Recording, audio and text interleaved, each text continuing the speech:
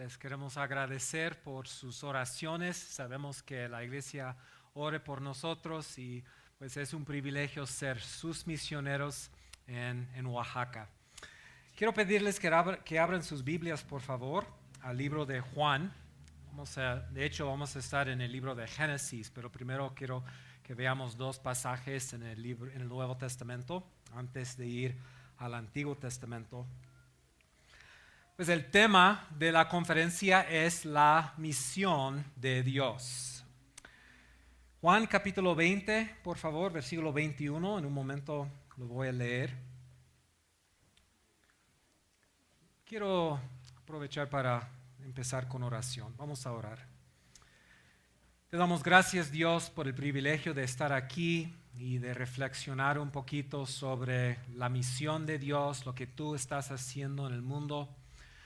Te pedimos, Dios, que tú abras nuestros corazones, nuestras mentes, nuestros ojos para ver lo que tú estás haciendo alrededor de nosotros y lo que tú quieres hacer por medio de nosotros. Queremos, Dios, honrarte y glorificarte con todo que se hace en esta conferencia. Entonces ponemos en tus manos esta predicación y todas las actividades de la conferencia. En el nombre de Cristo oramos. Amén. Hace 400 años, el físico y astrónomo italiano Galileo fue enjuiciado por herejía.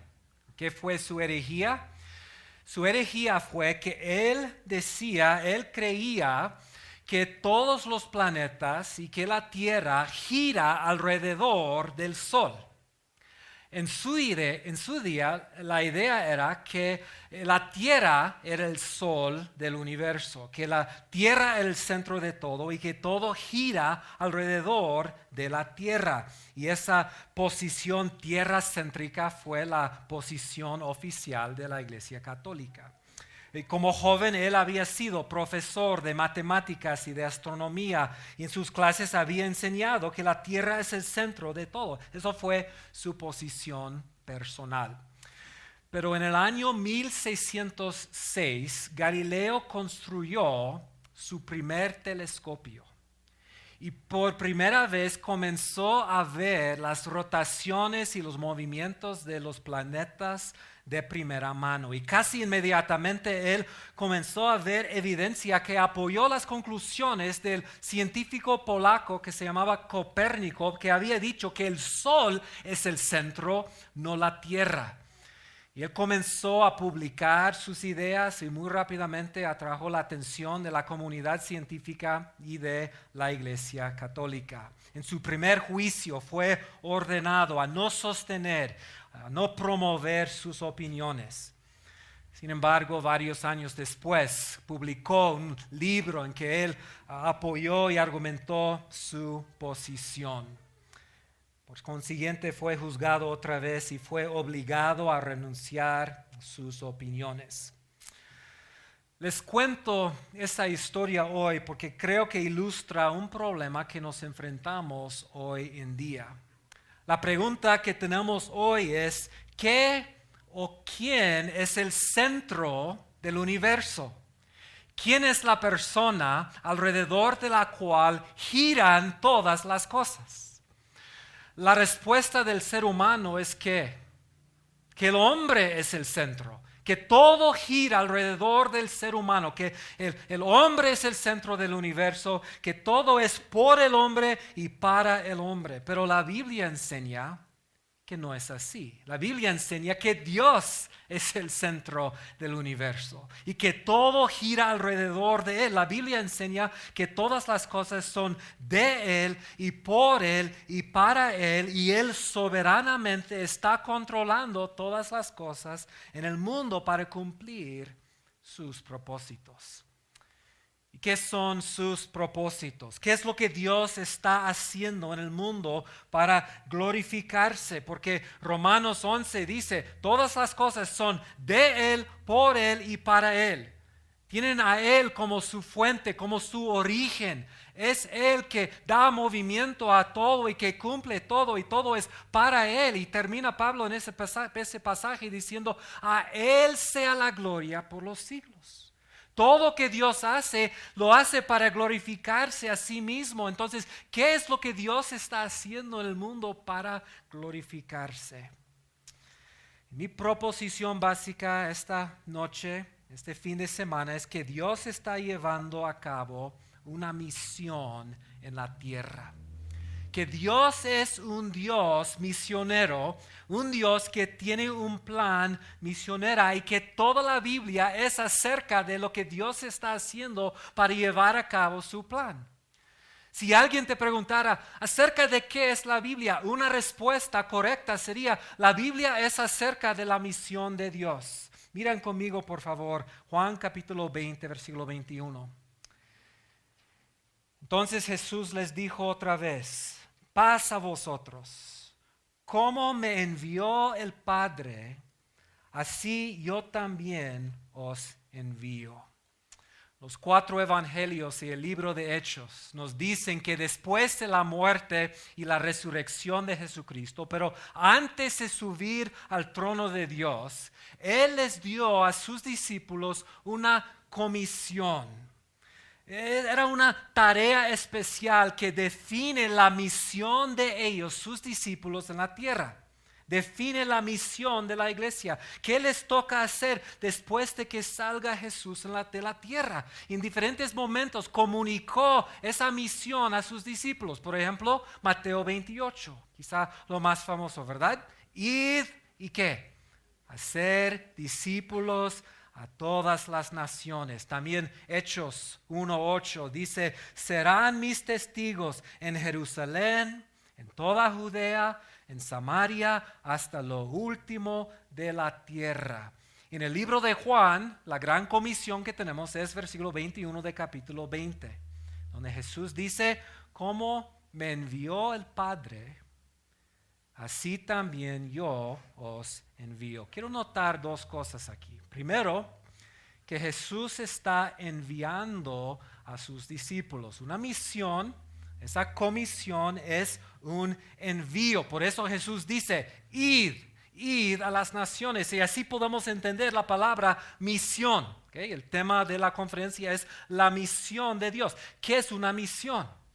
Alguien que está en una misión es alguien que ha sido enviado a un lugar para cumplir una tarea. De hecho, la palabra misión viene de una raíz que significa enviar. Entonces, la misión tiene que ver con ese envío. Y podemos ver, hermanos, entonces, que el momento culminante en el ministerio de Jesús era ese momento en el cual Él envió a sus discípulos. Sus 3 años de estar con ellos, sus 3 años de prepararlos, tenía que ver con eso, con su plan de enviarlos a las naciones. Entonces, su obra redentora no solamente tenía que ver con su muerte y con su resurrección, sino también que con ese plan de Dios de mandar y enviar a sus discípulos a las naciones para predicar el mensaje de la muerte y de la resurrección de Jesucristo. Entonces, la muerte y la resurrección no era un fin en sí mismo, era parte de un plan aún más grande. Y el plan era mandar ese mensaje a toda la tierra. Por eso digo que Dios está en una misión, y esos pasajes hacen claro que Dios es un Dios misionero. Pero hermanos, quiero que veamos aquí que la comisión o la misión de Dios no comenzó cuando Él por su Hijo envió a los discípulos. Muchas veces pensamos es que la obra misionera es algo que solo tiene que ver con el Nuevo Testamento. Comenzó con quizá la gran comisión, pero no es así. Mira otra vez versículo 21. La razón por la cual Jesús está enviando a sus discípulos es, Jesús dice: como me envió el Padre, ¿qué? Así también yo os envío. Entonces el Padre ha enviado ¿a quién? A Jesús. Dios ha enviado a Jesús y Jesús entonces está enviando a sus discípulos. Jesús también es un enviado. Jesús es un misionero. O sea, el apóstol Pedro o Pablo o Juan no fueron los primeros misioneros en la Biblia. ¿Quién fue el primer misionero en la Biblia? fue Jesucristo mismo. Y hermanos, lo que eso implica es que nuestra misión es simplemente una continuación de la misión de Jesucristo. Nuestra misión es una extensión de la misión de Jesucristo. Jesús, orando a su Padre en Juan 17, dice: como tú me enviaste al mundo, yo los he enviado al mundo. Lo que nosotros hacemos, lo que los misioneros aquí están haciendo, hermanos, lo que ustedes están haciendo aquí en esta ciudad y en sus comunidades, es una extensión y una continuación de la misión de Dios cuando Él envió a su Hijo a la tierra. Otro pasaje en el Nuevo Testamento que nos ayuda a entender esto es Gálatas 4. Vayan conmigo, por favor, a Gálatas 4. Y luego vamos a ir al Antiguo Testamento. Gálatas 4 dice: pero cuando vino el cumplimiento del tiempo, Gálatas 4:4, pero cuando vino el cumplimiento del tiempo, Dios, ¿qué? ¿Qué es el verbo? Envió. Es un envío. Dios envió a su Hijo. Entonces, después de un largo tiempo de espera, después de un largo tiempo designado por Dios, Él envió a su Hijo, nacido de mujer, nacido bajo la ley, para que redimiese a los que estaban bajo la ley, a fin de que recibiésemos la adopción de hijos. Entonces, ese envío, hermanos, esa venida de Jesucristo al mundo fue el cumplimiento de un largo tiempo de espera. Entonces, quiero hacer una pregunta. ¿Desde cuándo reveló Dios su plan de enviar a su Hijo a la tierra? Porque comencé esta noche diciendo que toda la Biblia es acerca de la misión de Dios, que toda la Biblia es acerca del plan de Dios de llevar a cabo esa misión. Entonces, ¿cuándo comenzó Dios a revelar su plan de enviar a Jesucristo a la tierra? Para ver eso tenemos que regresar a los primeros capítulos de la Biblia. Entonces vayan conmigo, por favor, a Génesis capítulo 1. Génesis 1. Génesis 1 y 2 nos hablan de ¿qué? De la creación, ¿verdad? Aprendemos en Génesis 1 y 2 que Dios creó el mundo en 6 días. Y aquí aprendemos varias cosas acerca de Dios y sus propósitos. Aquí aprendemos que Dios es un Dios todopoderoso. Él creó todo que existe. Además, aprendemos que Dios es un rey. Dios es un rey que gobierna su creación. Y en Génesis 1 y 2 podemos verlo gobernando a su creación. Él da instrucciones a todas las partes de su creación. Y Él define la función y el papel de cada uno. Y eso implica, mi hermano, que nosotros recibimos nuestra identidad y nosotros podemos entender nuestro significado en el mundo solo por medio de nuestro Creador.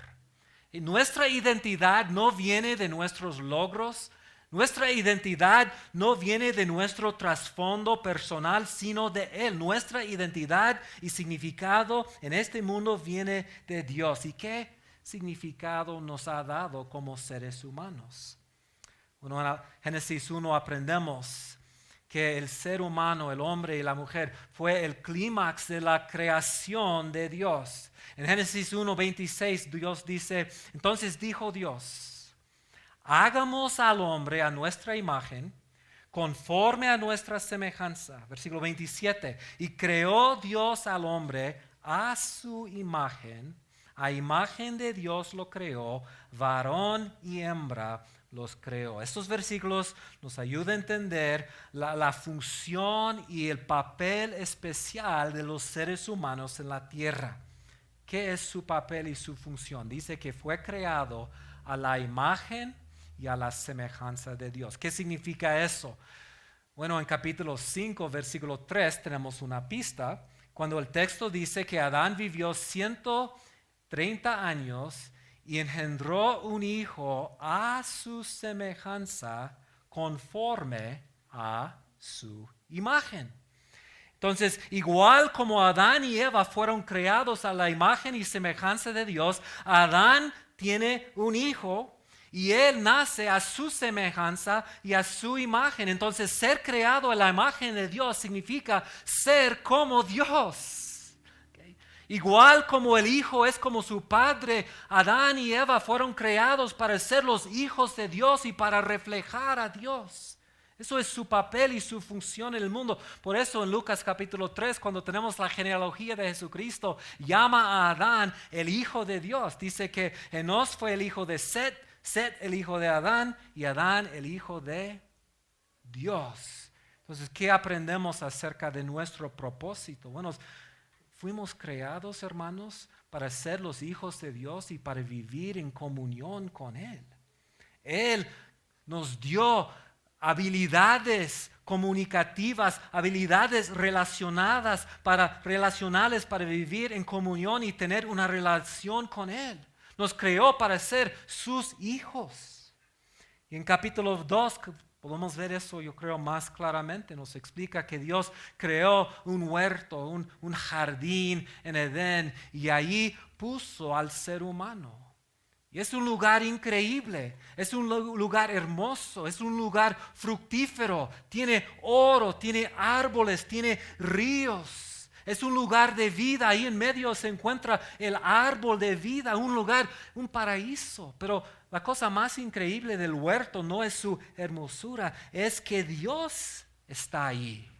Eso es la gran bendición de Edén. Edén no es Edén porque es hermosa. Edén es Edén porque allí está Dios. Es como el cielo. El cielo sin Dios no es el cielo. Y la gran bendición que Dios les dio a Adán y Eva era, les dio la presencia de Dios. Dice capítulo 3 que Dios se paseaba en el huerto, en el aire del día. Y eso nos enseña otra cosa acerca de nuestra identidad. No solamente somos creados para reflejar a Dios y para ser sus hijos y para estar en comunión con Él. Fuimos creados para vivir en la presencia de Dios. Hijos de Dios en comunión con Dios, viviendo en la presencia de Dios. El ser humano fue creado para eso. Y a través de la Biblia podemos ver eso en un refrán que se repite en momentos importantes, vez tras vez tras vez. Yo seré su Dios. Ellos serán mi pueblo y moraré entre ellos. Yo seré su Dios. Ellos serán mi pueblo y moraré entre ellos. Y toda la Biblia es acerca de eso. Los últimos 2 capítulos de la Biblia repiten ese refrán. En la nueva creación, cuando Dios por fin tiene a esos seres humanos como sus hijos viviendo en su presencia, en comunión perfecta con Él. Y es lo que Adán y Eva tenían en el huerto. Otra cosa que aprendemos en esos capítulos es que no solamente fueron creados para estar en comunión con Dios, fueron creados para estar sujetos a la palabra de Dios. Dije que Dios es un rey, que Dios gobierna. ¿Cómo reina? ¿Cómo gobierna a Dios? Bueno, lo hace por medio de su palabra. Entonces, algo que podemos ver en Génesis 1 y 2 es que Dios habla a Adán y Eva. Ellos no fueron creados para vivir independientemente de Dios. No fueron creados para vivir en autonomía. Ellos fueron creados para ser receptores de la revelación de Dios y para recibir de Dios sus instrucciones en la tierra.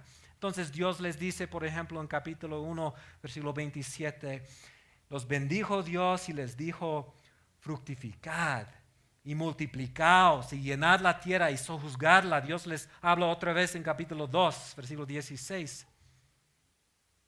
Y mandó Jehová Dios al hombre diciendo, de todo árbol del huerto podrás comer, mas del árbol de la ciencia del bien y del mal no comerás, porque el día en que de él comieres ciertamente morirás. Y ese árbol creo representa una prueba. Y la prueba es, ¿obedecerá el hombre la palabra de Dios? ¿Se someterá a la palabra, la ley del rey? ¿Será un hijo obediente o será desobediente? Otra vez eso nos ayuda a entender que no fuimos creados para vivir de una manera independiente. La autonomía, la búsqueda de la autonomía del ser humano ha sido la causa de su destrucción. el problema más grande del mundo es que tenemos dos voces, la voz de Dios, la palabra de Dios, las instrucciones de Dios por un lado y por el otro lado tenemos la voz del enemigo, otro consejo, otras instrucciones. Y la pregunta es, ¿cuál voz escucharemos? Termina el capítulo 1 diciéndonos que todo era perfecto. 7 veces, de hecho, en este capítulo dice que Dios vio su creación y dijo, es bueno, es bueno. Y eso nos ayuda a entender que cuando vemos la maldad, el caos alrededor de nosotros, no fue la intención de Dios que fuera así. Algo terrible pasó. Y ahora llegamos a capítulo 3. En capítulo 3 se presenta el enemigo de Dios, que es la serpiente. Génesis 3:1 dice, pero la serpiente era astuta, engañosa, ¿okay?, más que todos los animales del campo que Jehová Dios había hecho. ¿Quién es la serpiente? Bueno, Apocalipsis 12 nos dice quién es. Es la serpiente antigua que se llama el diablo y Satanás, el cual engaña al mundo entero. Entonces Satanás viene al ser humano en forma de una serpiente. Y su deseo es engañar, su deseo es destruir, su deseo es corromper la creación y destruir el reino de Dios que Dios ha creado. Pero la serpiente es una criatura, no puede tocar a Dios. Entonces, para atacar el reino de Dios, ¿qué ataca? La criatura, ¿verdad? La creación de Dios. Y específicamente ataca la palabra de Dios, porque Dios gobierna por medio de su palabra y ataca la palabra de Dios. ¿Con qué Dios os ha dicho, no comáis de todo árbol del huerto?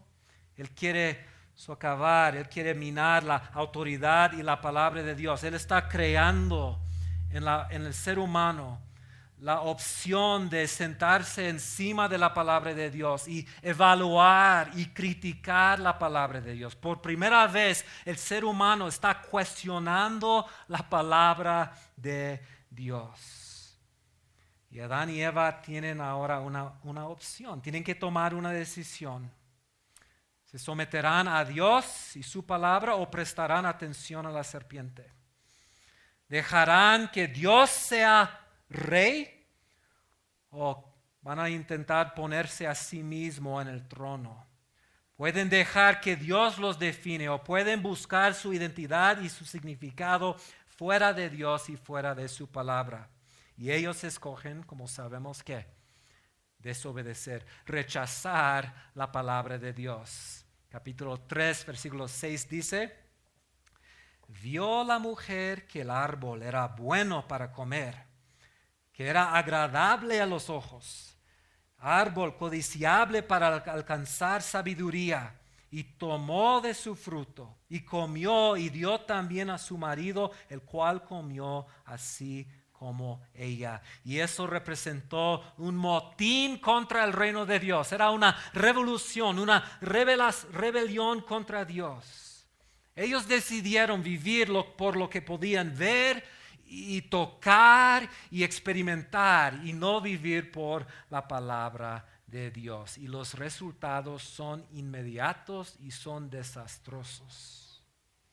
El juicio y la maldición de Dios viene sobre la creación. Romanos 5:18 dice, por la transgresión de uno vino la condenación a todos los hombres. El pecado comenzó a tocar y afectar todo en el mundo. Afecta al ser humano. Ahora el ser humano tendrá que luchar para fructificarse, tendrá que luchar para cultivar la tierra. Romanos 5:12 dice que el pecado entró en el mundo por un hombre y por el pecado la muerte. Así la muerte pasó a todos los hombres por cuanto todos pecaron. Y la muerte ahora es una realidad. El dolor y el sufrimiento ahora son partes normales de la vida diaria y la experiencia diaria de los seres humanos.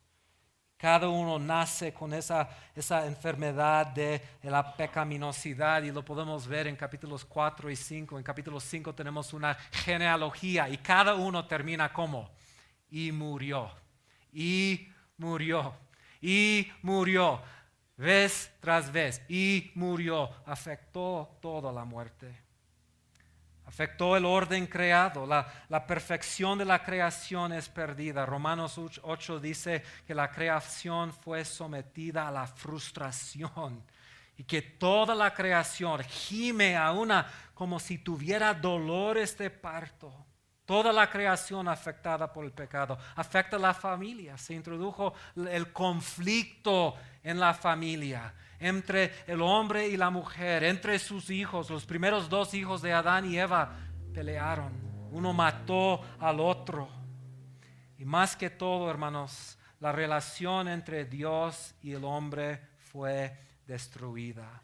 ¿Qué tiene que hacer Dios después del pecado? Tiene que correrlos ¿de qué? De su presencia. Ahora el ser humano, en vez de vivir como hijo de Dios en la presencia de Dios, ya es un exiliado, ya es el enemigo de Dios. No vive en la presencia de Dios. Ya no vive en comunión con Dios. Y la pregunta entonces que tenemos cuando terminamos este pasaje es, ¿qué hará Dios para resolver esta situación en que nos encontramos? Apenas comenzó la Biblia y nos encontramos en una situación muy mala. Yo creo que la respuesta viene en Génesis capítulo 3, versículo 15. Entonces vayan conmigo a Génesis 3, 15. Génesis 3, 15. Y pondré enemistad. Aquí Dios está hablando a la serpiente. Y pondré enemistad entre ti y la mujer, y entre tu simiente y la simiente suya.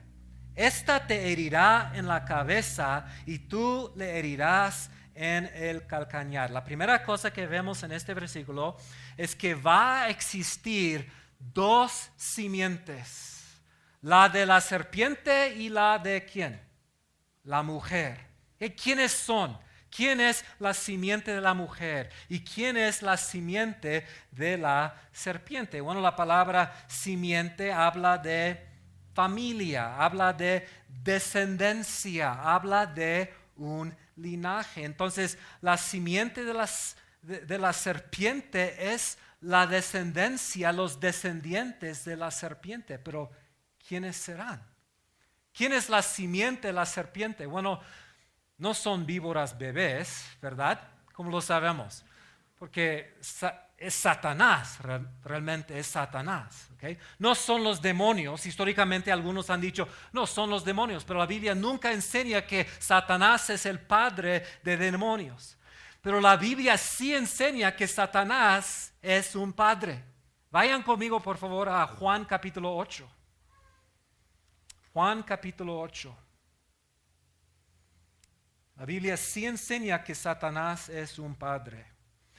En Juan 8, Jesús está hablando con los líderes judíos y ellos han dicho, nosotros somos los hijos de Abraham, nosotros somos los hijos de Dios. Y noten cómo Jesús responde. Juan 8:42. Entonces les dijo, si vuestro Padre fuese Dios, ciertamente me amarías, porque yo de Dios he salido y he venido, pues no he venido de mí mismo, sino que Él me envió. Ahí está nuestra palabra.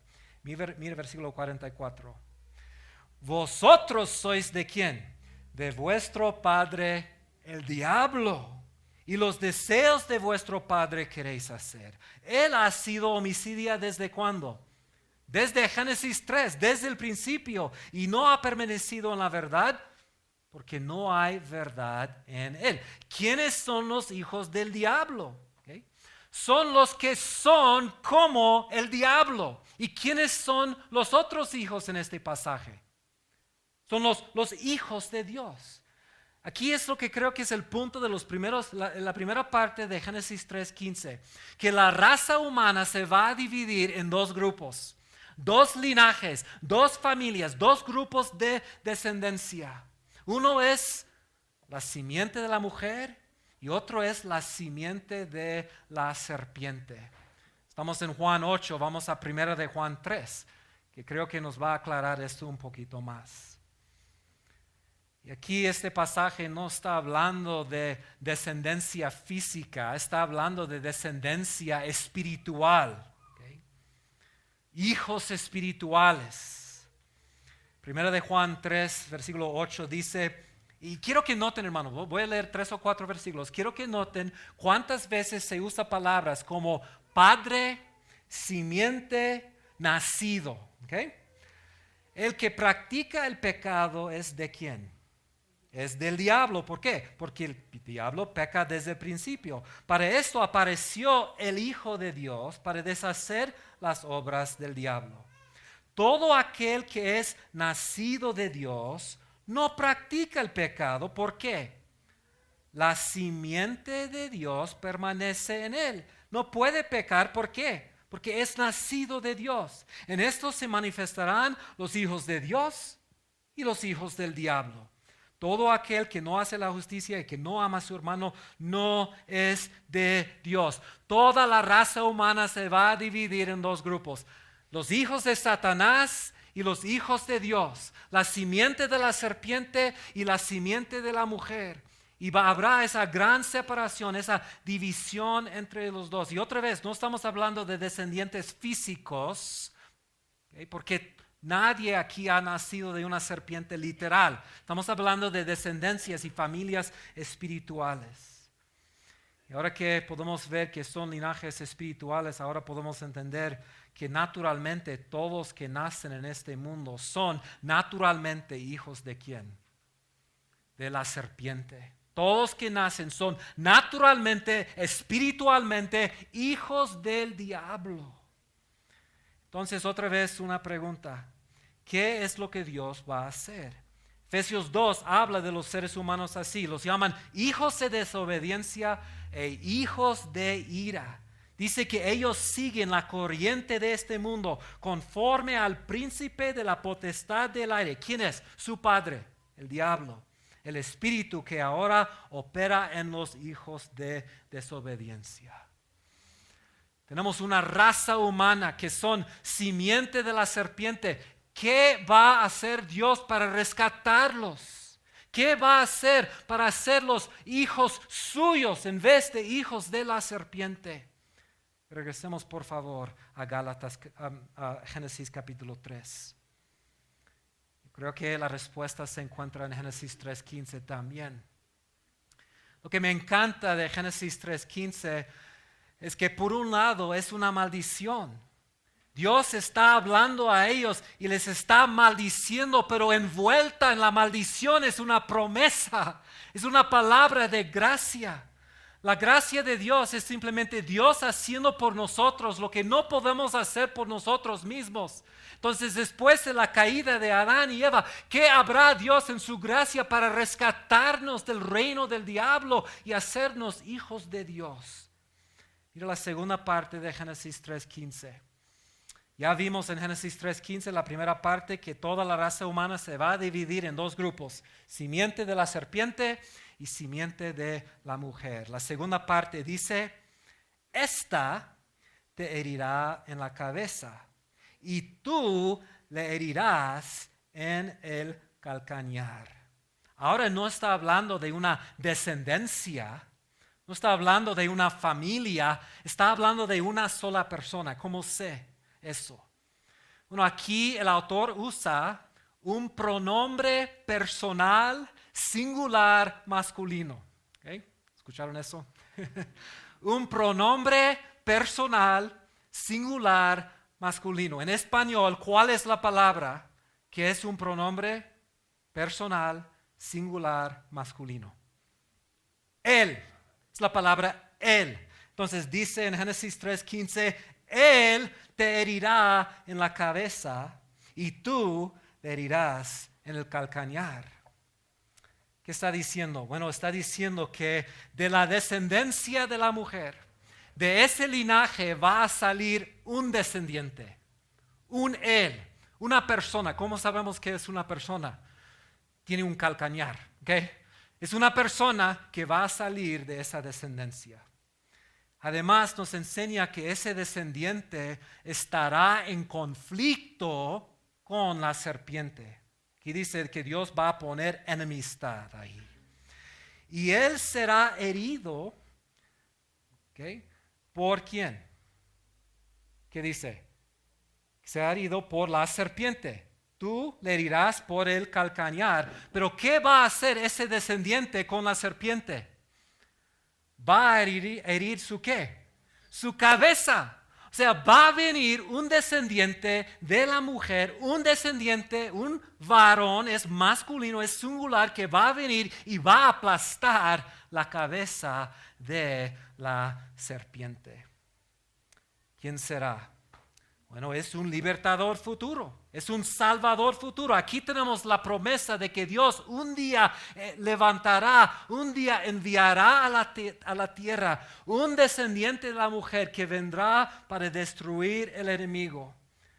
Hace un momento leímos 1 de Juan 3:8. Escuchen otra vez lo que dice. El que practica el pecado es del diablo, porque el diablo peca desde el principio. Por esto apareció, ¿quién?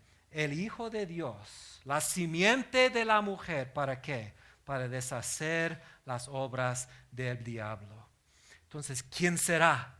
¿Quién será ese descendiente? Otra vez, comencé el sermón diciendo que toda la Biblia es acerca de la misión de Dios. Y ya aprendimos que la misión de Dios es el plan de Dios de enviar al mundo a un Salvador. ¿Y saben qué? Después de Génesis 3:15, la Biblia es acerca de lo que Dios está haciendo para enviar al mundo ese descendiente, ese libertador, ese salvador. Y en cada momento de la historia llegamos a nuevos personajes y nos preguntamos, ¿será él que es el descendiente prometido? Y cada vez nos quedamos decepcionados porque no es.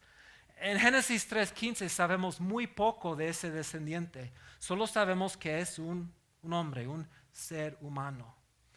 Pero seguimos en la historia. Adán y Eva tienen 2 hijos y esos 2 hijos representan los 2 simientes. Uno es un hombre de fe que ofrece buenos sacrificios a Dios y agrada a Dios. El otro es rechazado por Dios y él mata a su hermano. Entonces en Génesis la pregunta es, ¿qué va a hacer Dios? Si ha cortado el linaje, si Abel está muerto, ¿qué va a hacer Dios? En capítulo 4, el pasaje, capítulo 4, versículo 25 dice que Adán y Eva tuvieron un hijo que se llamaba Set. ¿Y qué es lo que dice Eva? Dios me ha concedido otro hijo en lugar de Abel, que mató a Caín. Luego hay un rayo de esperanza porque dice, en aquellos días comenzaron los hombres a invocar el nombre del Señor. Con Set se levanta una familia, un linaje piadoso que agrada a Dios y que adora a Dios y que invoca el nombre de Dios. Tenemos 7 generaciones después a Enoc, un hombre de fe también, que caminó con Dios y Dios lo llevó. 3 generaciones después tenemos el hombre Noé. Ya sabemos que el libertador futuro vendrá de Noé, porque dice Génesis 6, Noé halló gracia ante los ojos de Jehová y era varón justo, era perfecto en sus generaciones y con Dios caminó Noé, igual como Enoc, igual como Set. Y ya sigue la historia aclarando la identidad de esa persona futura. Pero Noé tenía 3 hijos. ¿De cuál de los 3 hijos vendrá la simiente futuro? Y dice la historia que es de Sem. Ese descendiente será un semita. Nosotros sabemos hoy los semitas son los judíos. Sigue la historia y la genealogía nos habla de cómo se extendió los hijos de Noé en toda la tierra. Se levantaron naciones y en la historia de Babel encontramos a esas naciones rebelando contra Dios, igual como Adán y Eva. No nos vamos a someter a Dios ni a su palabra. ¿Qué hará Dios? Y en Génesis 12 Dios toma a un hombre de entre las naciones, se llama Abraham, y escoge a este hombre y lo llama de su tierra y promete darle una familia. En Génesis 12 Dios le hace promesas a Abraham. Dice el Señor le dijo a Abraham, deja tu tierra y tus parientes y la casa de tu padre y vete a la tierra que te mostraré. Haré de ti una nación grande y te bendeciré y haré famoso tu nombre y serás una bendición. Bendeciré a los que te bendigan y maldiciré a los que te maldigan escuchan bien, por medio de ti serán bendecidas todas las familias de la tierra. Y aquí aprendemos que el plan de Dios es formar una descendencia que ama y sirve y obedece a Dios. Vendrá de la familia de Abraham y de esa nación grande. Si aprendemos que el descendiente, el libertador futuro que esperamos también vendrá de su familia. Y así también entendemos que Dios les da a Abraham y a sus descendientes una misión, porque dice que todas las familias de la tierra serán ¿qué? Bendecidas por medio de ti. Abraham también está en una misión. Dios le da un papel misionero. Y hermanos, quiero pausar aquí y notar algo importante. ¿Por qué bendijo Dios a Abraham? Bendijo a Abraham para que Abraham fuera ¿qué? Bendición para todas las naciones. Por eso Dios bendice a nosotros. Uno de mis salmos favoritos es Salmo 67. Es un salmo misionero. Escuchen lo que dice Salmo 67. Dice, Dios tenga misericordia de nosotros y nos bendiga, haga resplandecer su rostro sobre nosotros. Está pidiendo el pueblo de Dios la bendición de Dios. ¿Por qué? Para que sea conocida en la tierra tu camino, en todas las naciones tu salvación. Te alaben los pueblos, oh Dios, todos los pueblos te alaban. Alégrense y gócense las naciones, porque juzgarás los pueblos con equidad y pastorearás las naciones de la tierra. Te alaben los pueblos, oh Dios, todos los pueblos te alaban. Dios nos ha bendecido grandemente y nos ha dado una bendición igual como dio a Abraham. Y así sigue la historia. Abraham tiene 2 hijos. Dios escoge uno de ellos, escoge Isaac. Isaac tiene 2 hijos. Dios escoge uno de esos 2 hijos, escoge a Jacob. Jacob ahora tiene 12 hijos y Dios escoge a Judá. Entonces empezó la historia con muy poca información. Ese Salvador futuro será un varón. Luego sabemos, será un hijo de Set. Luego sabemos, será un hijo de Enoc, será un hijo de Noé, será un hijo de Sem, será un hijo de Abraham, de Isaac, de Jacob, de Judá. Y Génesis 49 nos dice otra cosa acerca de ese hijo de Judá. El cetro no se apartará de Judá, ni de entre sus pies el bastón de mando. Un cetro es un símbolo de ¿qué? Autoridad real. Hasta que llegue el verdadero rey que merece la obediencia de las naciones. En Génesis aprendemos que ese libertador futuro será un rey que merece la obediencia de ¿qué? De todas las naciones. Esas naciones que Dios prometió recibiría bendición de la familia de Abraham. 400 años después, Dios cumple con su promesa. Le hace una nación grande, los rescata de Egipto, los lleva a Sinaí. Ya es una nación grande y Dios les da una misión cuando les dice, será un reino de sacerdotes. ¿Qué es un sacerdote? Un mediador entre Dios y los hombres. Israel también está en una misión. 500 años después, Dios escoge a un hijo de Judá, se llama David, y le hace promesas. Dice que va a levantar un día a uno de sus hijos. Y dice que afirmaré para siempre el trono de su reino. Y le será a él padre y él me será hijo. Un hijo futuro de David, un rey futuro que será el hijo de Dios. Hermanos, llegamos al Nuevo Testamento y no se ha cumplido. Todavía se espera ese libertador futuro que Dios prometió enviar, pero desde Génesis 3:15 hemos estado esperando el envío de esta persona. ¿Y cómo abre el Nuevo Testamento? la genealogía de ¿quién? De Jesús, el Mesías, el hijo de Abraham, el hijo de David. Ahora regresen conmigo, por favor, para terminar a Gálatas 4.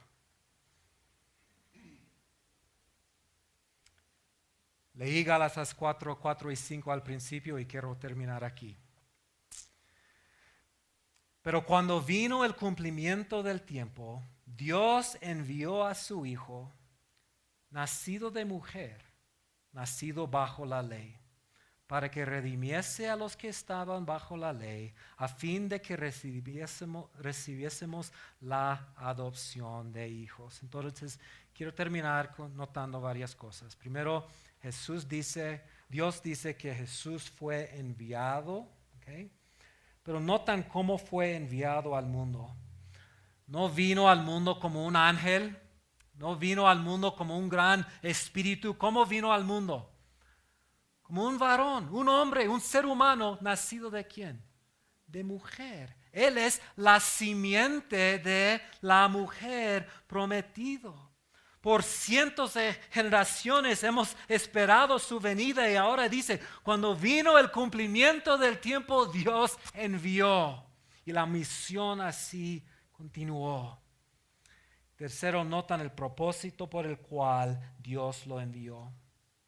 Para que redimiese a los que estaban bajo la ley, a fin de que recibiésemos la adopción de hijos. Dios nos creó para ser sus hijos. Dios nos creó para vivir en comunión con Él, para vivir en su presencia. Y eso fue perdido en la caída. Y el plan de Dios en toda la historia es enviar al mundo a un hijo perfecto, no como Adán, un hijo obediente que se somete a la palabra, la ley de Dios y que vive una vida perfecta. Y el plan de Dios es por medio de Él hacernos a nosotros otra vez ¿qué? Hijos de Dios. Juan 1 dice, a los suyos vino y los suyos no lo recibieron. Mas a todos los que le recibieron les dio potestad de ser hechos hijos de Dios, los cuales no son ¿qué? Engendrados de sangre, ni de voluntad de carne, ni de voluntad de varón. ¿Okay? Es una generación ¿qué? Espiritual, sino de Dios. Hermanos, toda la historia de la Biblia, desde el principio al fin, es la historia de lo que Dios está haciendo para cumplir esa misión, para hacernos a nosotros, una vez más, hijos de Dios, hijos adoptados, para que podamos vivir en comunión con Dios, para que podamos reflejar a Dios como Dios nos creó, para hacernos testigos suyos en toda la tierra. Usted, si está aquí hoy, ha recibido la bendición de saber y entender estas cosas. ¿Qué es lo que va a hacer con esa mayordomía? ¿Qué es lo que va a hacer con el mensaje y el conocimiento que tiene? Tienes una historia. A veces dicen las personas, es que no sé compartir mi fe. Mira, compartir la fe es compartir el Evangelio. Y el Evangelio es la historia que acabo de contar. Comenzando con Génesis, podemos decirles a las personas por qué Dios nos ha creado, qué es lo que nos ha pasado, qué es el problema y qué es el plan de Dios. El plan de Dios es enviar al mundo un Salvador, un libertador que vendría como el Hijo perfecto de Dios para salvarnos y hacernos a nosotros hijos de Dios. Eso es la misión de Dios. Vamos a orar. Te damos gracias, Dios. Gracias por tu palabra. Gracias por la Biblia, que es un libro tan perfecto. Gracias que tan claramente nos enseña el plan de Dios y los propósitos de Dios. Abre, Dios, por favor, abre nuestros ojos y ayúdanos, Dios, a ver más allá de nuestras vidas diarias y nuestras responsabilidades aquí en el mundo y ver lo que tú estás haciendo en todo el mundo alrededor de nosotros. En los Amazonas, en Oaxaca, en todas las naciones de la tierra, llamando a un pueblo tuyo de toda tribu y lengua y nación y pueblo para tu gloria. Oramos estas cosas en el nombre de Jesucristo.